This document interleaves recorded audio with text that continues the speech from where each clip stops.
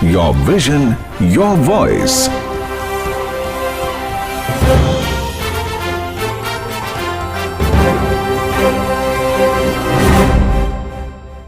नमस्कार, आदाब, सत श्री अकाल। मैं मोनिका आज मौजूद हूँ आप सभी के बीच 102.6 एफएम रेनबो पर campus college of law Sanjay Nagar Ghaziabad से अपने कुछ साथियों के साथ आज आपसे बात करने के लिए यह नेक्स्ट में।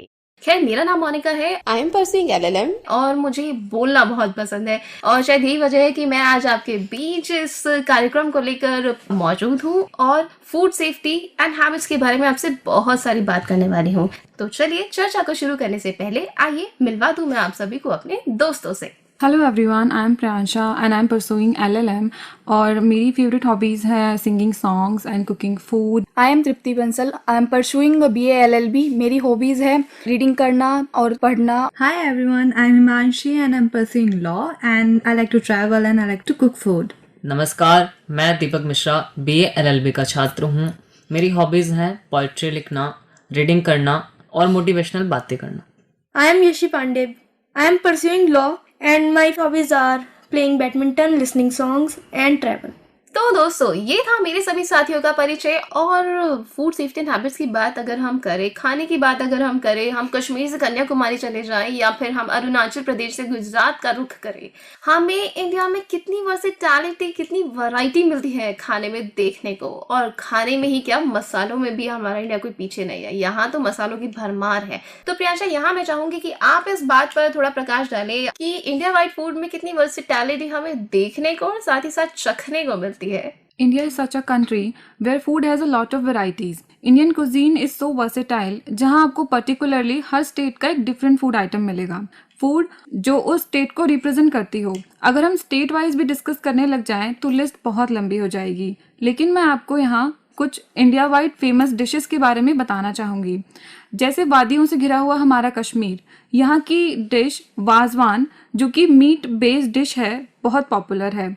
और हम भारतीय तो चाय पीने के कितने शौकीन होते हैं, मगर क्या आपको पता है कश्मीर में लोग गुलाबी चाय और कहवा भी पीना बहुत प्रेफर करते हैं। इसी तरह अगर हम नॉर्दर्न स्टेट्स की बात करें तो mostly people prefer flat breads like chapati, naan.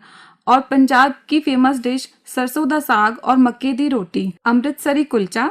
और दिलवालों की दिल्ली में तो आपको हर फूड का स्वाद चखने को मिलेगा। स्ट्रीट फूड से लेकर छोले भटूरे यहाँ के बहुत ही ज्यादा फेमस हैं। अगर हम साउथ इंडिया की बात करें तो यहाँ लोग राइस एंड कोकोनट प्रेफर करते हैं। कन्याकुमारी की कोठू अप्पम बहुत ही फेमस डिश है और यहाँ का ना फूड भी बहुत ही लाइट होता है, जैसे इडली सांभर, डोसा और नारियल की चटनी।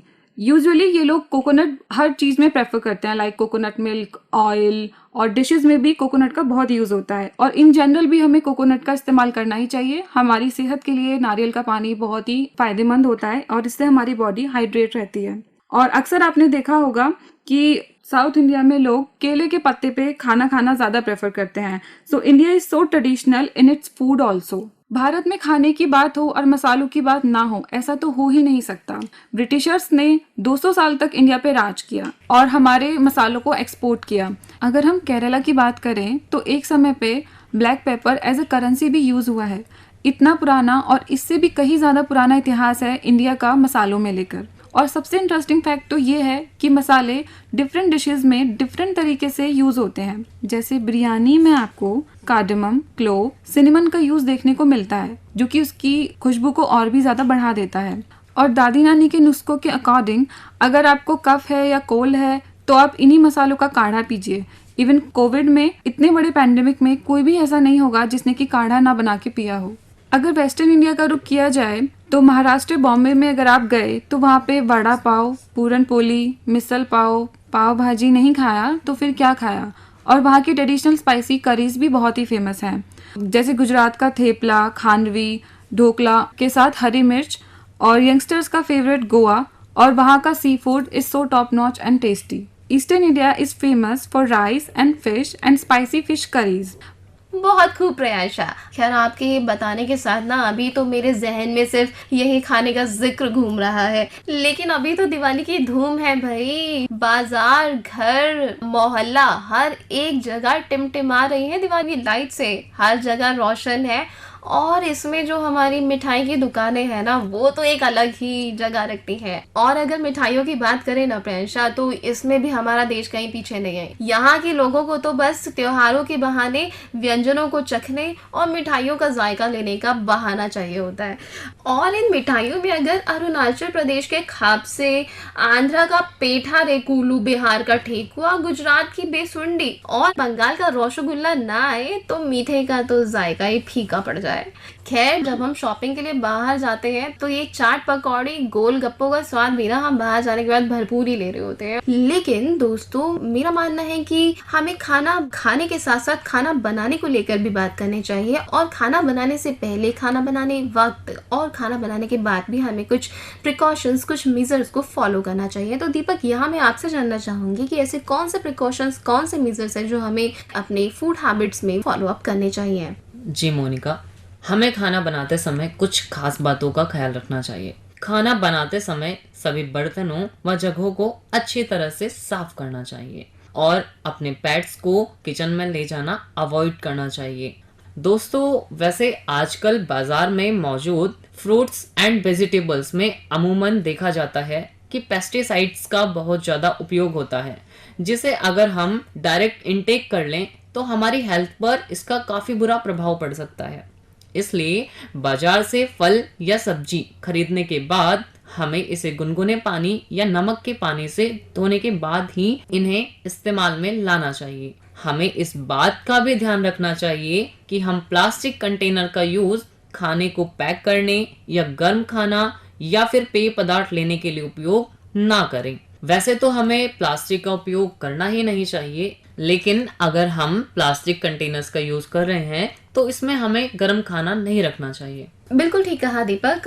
अमूमन जब हम चाय की दुकानों पर देखते हैं तो हमें देखने मिलता है कि चाय जो है वो जनरली प्लास्टिक मग्स में सर्व की जा रही होती है, या फिर हम देखते हैं कि गर्म सामान है फिर भी वो हमें प्लास्टिक कंटेनर्स में, प्लास्टिक मग्स में, प्लास्टिक प्लेट्स में सर्व किया जाता है, जो कि नहीं होना चाहिए। और शायद यही वजह है कि कैंसर जैसी भयानक बीमारी आज पीक पर है। और साथ ही कुछ और भी परेशानियां हैं, कुछ और ऐसे मेडिकल इश्यूज हैं जो हमें टीनेजर्स में देखने मिलते हैं, जैसे कि डिप्रेशन हो गया, एंजाइटी है। ये हमें आजकल बहुत ही ज्यादा ट्रेंड में यंग एज में देखने को मिलती है। तो हिमांशी, यहाँ मैं चाहूंगी कि आप इस बात पर थोड़ा प्रकाश डालें कि फूड हैबिट्स जो है वो किस तरह से डिप्रेशन और एंजाइटी को हमारे यंग एज में या किसी भी उम्र दराज लोगों में परेशानी के कारण की वजह बन रही है। जी, जैसे कि आप सब लोग जानते हैं कि टीनेजर्स में आजकल डिप्रेशन और एग्जाइटी बहुत ही ज़्यादा बढ़ रही हैं। उसका मेन कारण है उनका डाइट। डेली रूटीन पे वो डाइट में अपने अनहेल्दी चीज़ें कंज्यूम करते हैं, जिसकी वजह से उनके डाइजेस्टिव प्रॉब्लम्स होती हैं और उनका पूरा असर पड़ता है उनके ब्रेन पर, जिससे उनको डिप्रेशन, एंग्जाइटी और other type of medical issues हो जाते हैं। सो उन सब को प्रिवेंट करने के लिए हमें कुछ चीज़ें करनी चाहिए, जैसे कि हम कहते हैं ना, सुबह का खाना राजा की तरह और रात का खाना गरीब की तरह। इसके पीछे बेसिक यह रीज़न है कि हम ये कह सकते हैं कि रात को हमारी जो फिज़िकल एक्टिविटी होती हैं वो बहुत ही कम होती हैं, जिसकी वजह से हमारा खाना डाइजेस्ट ईजिली नहीं हो पाता है। अगर हम सुबह की बात करें तो सुबह हमारा जो फिज़िकल एक्टिविटी होती है वो काफ़ी ज़्यादा होती है, जिस वजह से हम एनर्जी कंज्यूम करते हैं और हमारा खाना ईजिली पच जाता है। देन हम बात करते हैं नॉन वेज की। सो कुछ लोग अपनी डाइट में नॉन वेज प्रेफर करते हैं। नॉन वेज जो होता है वो काफ़ी मात्रा में आयरन और प्रोटीन से फुलफिल होता है। ऑल्सो ये कंट्रोल करता है हमारे ब्लड फ्लो को एक ह्यूमन बॉडी में। अगर हम वहीं बात करें फिशेस की, तो उसमें ओमेगा 3 होता है जो कैंसर की पॉसिबिलिटीज़ को कम करता है और ब्रेन को शार्प करने में मदद करता है। डॉक्टर सजेस्ट करते हैं कि हमें खाना खाने के आधे घंटे बाद पानी पीना चाहिए। इसका बेसिक यह रीज़न है कि आधे घंटे में जो हमारा डाइजेस्टिव सिस्टम होता है वो नेचुरली प्रोसेस अपना वर्क करता है, और अगर हम उसके भीतर या उससे पहले खाना खाने के तुरंत बाद ही पानी पी लेते हैं तो हम अपने डाइजेस्टिव सिस्टम के नेचुरल प्रोसेस को डिस्टर्ब करते हैं, जिससे हमें और भी मेडिकल इश्यूज हो सकते हैं। और महिलाओं में आजकल स्किन इश्यूज बहुत ही बढ़ रहे हैं। उसका बेसिक रीज़न यही है कि लोग योगा और मेडिटेशन नहीं करते हैं। तो योगा मेडिटेशन अगर वो करेंगे तो उनकी स्किन इश्यूज या जो भी मेडिकल इश्यूज वो झेल रहे हैं उससे उन्हें हेल्प मिलेगी और उनका डाइजेस्टिव सिस्टम इम्प्रूव होगा। बहुत ही उम्दा विचार है हिमांशी। आपने डिप्रेशन और एंजाइटी से हमारे टीनेजर्स और उम्र दराज लोगों को निकालने के लिए जो फूड हैबिट्स और सेफ्टी मेजर्स बताए वो वाकई कारगर हैं और डॉक्टर्स द्वारा सजेस्ट किए जाते हैं। फिलहाल मुझे लगता है कि हमें उन कुछ लॉस को भी जान लेना चाहिए जो कि फूड सेफ्टी एंड हैबिट से रिलेटेड है। तो यहाँ यशी मैं आपसे जानना चाहूंगी कि ऐसी कौन सी ऑर्गेनाइजेशन है जो इस मुतल्लक काम कर रही है और कौन से ऐसे लॉज हैं जो कि एक नागरिक को जनरली पता होने चाहिए किसी भी खाने के सामान को खरीदने से पहले या उसे कंज्यूम करने से पहले। FSSAI food security and standard authority of India एक ऐसी ऑर्गेनाइजेशन है जो कि फूड सेफ्टी एंड सिक्योरिटी के बारे में बात करती है, जो ये बताती है कि जब हम मार्केट से कोई खाद्य पदार्थ खरीदते हैं तो हमें उसके पैकेट पर किन बातों का ध्यान रखना चाहिए, जैसे कि नेम ऑफ फूड क्या है, लिस्ट ऑफ इंग्रेडिएंट्स क्या है, उसका न्यूट्रिशन इंफॉर्मेशन क्या दिया हुआ है, प्रोडक्ट पर क्या मार्क है, ग्रीन है या रेड है, यानी कि फूड प्रोडक्ट वेजिटेरियन है या नॉन वेजिटेरियन है, और कस्टमर केयर की क्या डिटेल्स दी हुई हैं, क्वांटिटी क्या है, रिटेल सेल प्राइस क्या है, FSSAI logo and licence number दिया है या नहीं, batch identification number, date of marketing और कंट्री ऑफ ओरिजिन लिखा है या नहीं, उस फूड प्रोडक्ट को कैसे इस्तेमाल करना है ये लिखा है या नहीं। इसी के साथ FSSAI इंस्पेक्ट और रेगुलेट करता है फूड सिक्योरिटी इंडिया में। दोस्तों, फूड सिक्योरिटी और सेफ्टी को लेकर जो भी लॉज बनाए जाते हैं उसके लिए सेंट्रल और स्टेट गवर्नमेंट को सलाह देने का काम भी FSSAI ही करता है। FSSAI और भी बहुत से काम करता है फूड सिक्योरिटी एंड सेफ्टी को मेंटेन करने के लिए। तृप्ति, क्या आप यहाँ कुछ ऐड ऑन करना चाहोगे? मैं कुछ इनिशिएटिव्स के बारे में बताना चाहूंगी, जैसे heart attack rewind. Trans fat को 2022 तक रिमूव करने के लिए FSSAI का एक इनिशिएटिव है, FSSAI किप्स, जो कि FSSAI और CIIHUL का एक कोलैबोरेशन है जो एकेडमिया, साइंटिफिक कम्युनिटी और इंडस्ट्री के बीच पार्टनरशिप को बढ़ावा देता है।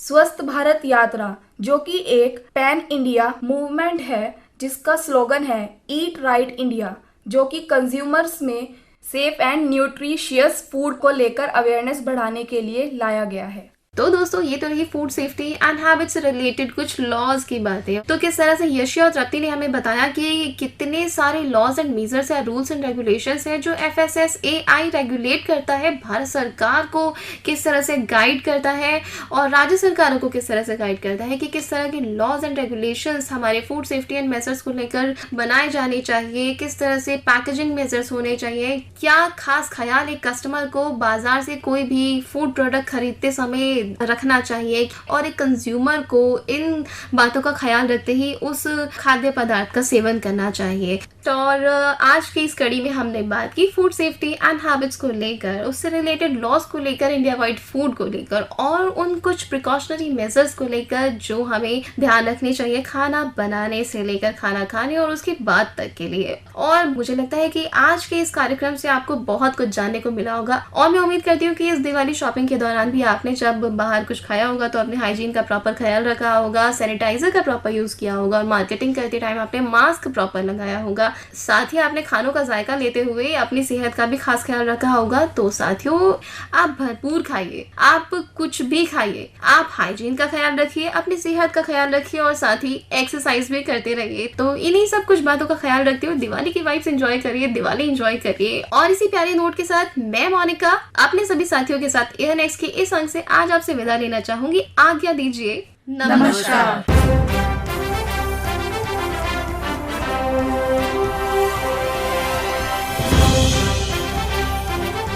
Air next.